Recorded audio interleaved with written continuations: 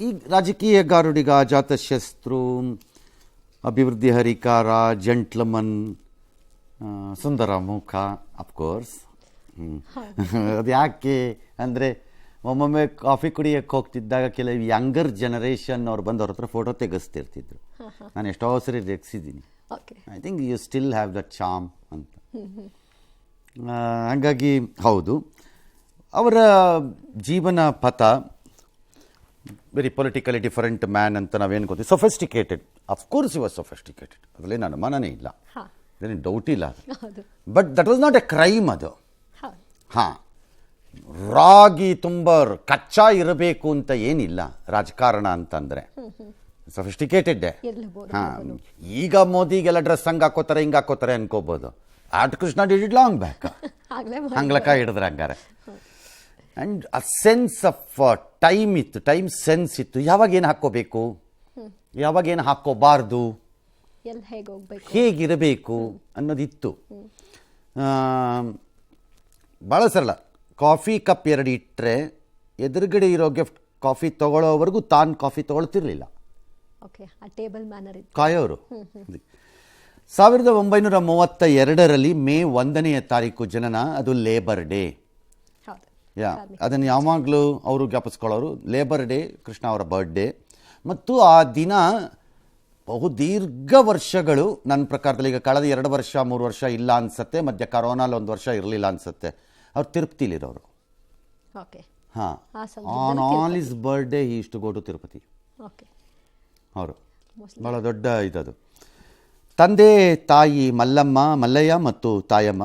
ಮನೆ ದೇವರು ಮಲೆ ಮಹದೇಶ್ವರನ ವರಪ್ರಸಾದ ಅಂತವ್ರ ನಂಬಿಕೆ. ಅದಕ್ಕವರು ಭಾಳ ಭದ್ರಾಗೂ ಇದ್ದರು. ಭಾಳ ರೆಗ್ಯುಲರ್ಲಿ ಮಹದೇಶ್ವರನ ಬೆಟ್ಟಕ್ಕೆ ವಿಸಿಟ್ ಮಾಡೋರು. ಸಾಮಾನ್ಯ ಹುಡ್ದಬ್ಬ ದಿನ ಟ್ರೈ ಆದರೆ ಅಲ್ಲಿಗೂ ಹೋಗ್ಬಿಟ್ಟು ಬರೋರು, ಅದು ಮಾಡೋರು.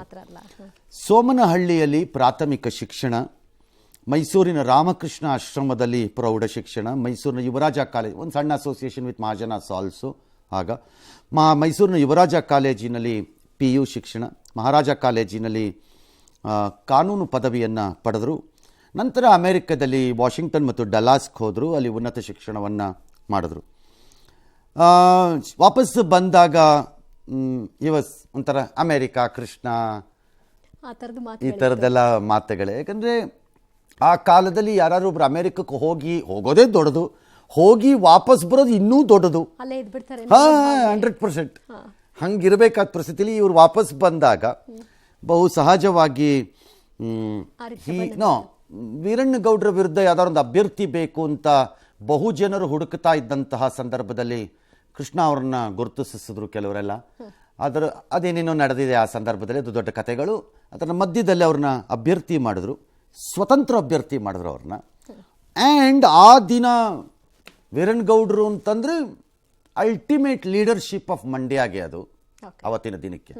ನೆಹರು ಅವ್ರ ಪರ ಕ್ಯಾಂಪೇನ್ ಮಾಡಿದ್ರು, ವೀರಣ್ಣಗೌಡರು ಸೋತರು ಆ್ಯಂಡ್ ಕೃಷ್ಣ ಗೆದ್ದರು. ಇನ್ನು 66ರಲ್ಲಿ ಶಿವಮೊಗ್ಗದ ಕುಡುಮಲಿಗೆ ಗ್ರಾಮದ ಪ್ರೇಮ ಅವ್ರ ಜೊತೆ ವಿವಾಹ. ಮಂಡ್ಯ ಲೋಕಸಭೆ ಉಪಚುನಾವಣೆಯಲ್ಲಿ ಸ್ಪರ್ಧೆಯಾಗಿ ಗೆಲುವು ಕಂಡರು.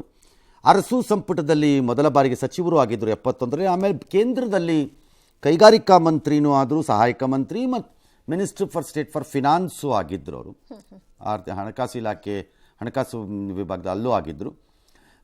ಇದಾಗಿದ್ದಾಗ ಈ ಮದ್ದೂರಲ್ಲಿ ಒಂದು ಇಂಡಸ್ಟ್ರಿಯಲ್ ಏರಿಯಾನು ಎಲ್ಲ ಮಾಡಿಸಿದ್ರು. ಆಮೇಲೆ ಮದ್ದೂರಿಂದ ಗೆದ್ದರು, ಶಾಸಕರಾಗಿ DCM ಸ್ಪೀಕರ್ ಆಗಿ ಎಲ್ಲ ಸೇವೆ ಸಲ್ಲಿಸಿದ್ರು. 96ರಲ್ಲಿ ದೇವೇಗೌಡರು CM ಆಗಿದ್ದಾಗ ರಾಜ್ಯಸಭೆಗೆ ಆಯ್ಕೆಯಾದರು. ಭಾಳ ವಿಚಿತ್ರ ಅಂದರೆ, ಇಫ್ ಐ ಆಮ್ ರೈಟ್ ಅನ್ಸೋದೆ ಆದರೆ ಇವತ್ತಲ್ಲೇನು DK ಶಿವಕುಮಾರ್ ಹೇಳ್ತಾ ಇದ್ದರು, ಅವ್ರದ್ದು ಸಂಬಂಧ ಅಂತ ಟ್ರೂ ಅದು. ಬಿಕಾಸ್ ಈಗ ಅವ್ರಿಗೆ ಕೌಟುಂಬಿಕವಾಗಿ ಸಂಬಂಧ ಆಗಿರಬಹುದು, but it was DK who took the lead Krishna ರಾಜ್ಯಸಭೆಗೆ ಬರಬೇಕು ಅನ್ನೋದನ್ನು. ನಾನು ಸರಿ ಇದ್ದರೆ ನನ್ನ ಮಾಹಿತಿನಲ್ಲಿ ಅವರು ಆ ಲೀಡ್ ತೊಗೊಂಡಿದ್ದದು. ಹೀ ಸ್ಟ್ರಾಟಜೈಸ್ಡ್ ಎಲ್ಲಾನು. ಆ್ಯಕ್ಚುಲಿ ಇವ್ರಿಗೆ ಓಟ್ ಇರಲಿಲ್ಲ, ಕಡಿಮೆ ಇತ್ತು. ಬಟ್ ಅದು ಕ್ರಾಸ್ ಆಗ್ಬಿಟ್ಟು ಇವ್ರಿಗೆ ಹೆಚ್ಚು ಓಟ್ ಬಂದುಬಿಡ್ತು ಅಧಿಕೃತ ಅಭ್ಯರ್ಥಿಗಳಿಗಿಂತ ಇವ್ರಿಗೆ. ಸೊ ಅದಾದಮೇಲೆ KPCC ಅಧ್ಯಕ್ಷರಾದರು. ಪಾಂಚಜನ್ಯ ರಥ ಅದನ್ನು ತಗೊಂಡು ಹೊರಟರು, ಯಾತ್ರೆ ಥರ. ಗೆದ್ದು ಮುಖ್ಯಮಂತ್ರಿಯಾದರು, ಪ್ರಮಾಣ ವಚನ ಎಲ್ಲ ಆಯಿತು. ನಂತರ ಮದ್ದೂರನ್ನ ಬಿಡಬೇಕಾದಂತಹ ಸ್ಥಿತಿ ಬಂತವರು, ಮದ್ದೂರನ್ನ ಬಿಟ್ಟರು. ಮದ್ದೂರನ್ನ ಬಿಡೋವಂಥ ಸಂದರ್ಭದಲ್ಲಿ ಕೆಲವು ಇರುಸು ಮುರುಸುಗಳಾಯಿತು. That's okay. ಫೈನಲಿ ಎಲ್ಲೋ ಹೋಗಬೇಕು ಅಂತಿತ್ತು, ಅಲ್ಲಿಗೆ ಹೋಗೋಕ್ಕಾಗಲಿಲ್ಲ ಅವ್ರಿಗೆ. ಕೊನೇ ಕ್ಷಣದಲ್ಲಿ ಹೋಗಿ ಚಾಮರಾಜಪೇಟೆನ ಆಯ್ಕೆ ಮಾಡಬೇಕಾಗಿ ಬಂತು.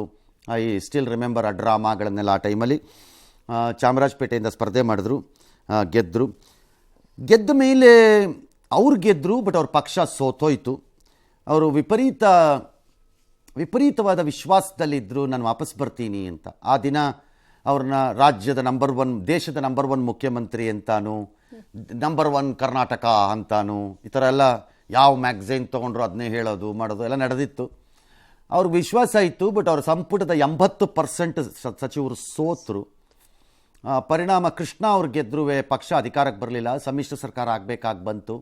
ಆಗ ದೇವೇಗೌಡರು ಧರಮ್ ಸಿಂಗ್ರನ್ನು ಮುಖ್ಯಮಂತ್ರಿಯಾಗಿ ಮಾಡಿದ್ರು. ನಂತರ ಕೃಷ್ಣ ಅವರು ಇಲ್ಲಿದ್ದರೆ ಇರುಸುಮುರುಸು ಆಗಬಹುದು ಅವರಿಬ್ಬರ ನಡುವಿನ ರಾಜಕೀಯ ಸಂಘರ್ಷದಲ್ಲಿ ಅನ್ನೋ ಕಾರಣಕ್ಕೆ ಅವ್ರನ್ನ ಕರ್ಕೊಂಡೋಗಿ ಮಹಾರಾಷ್ಟ್ರ ಗವರ್ನರ್ ಆಗಿ ನೇಮಿಸಲಾಯಿತು. ಅಂದರೆ ಅದೊಂಥರ ರಿಟೈರ್ಮೆಂಟ್ ಕಾಲ ಅಂತ ಹೇಳ್ತಾರೆ ಸರ್, ಆದರೆ ರಿವರ್ಸ್ ತಗೊಂಡು ವಾಪಸ್ ಬರ್ತಾರಲ್ಲ ಸರ್.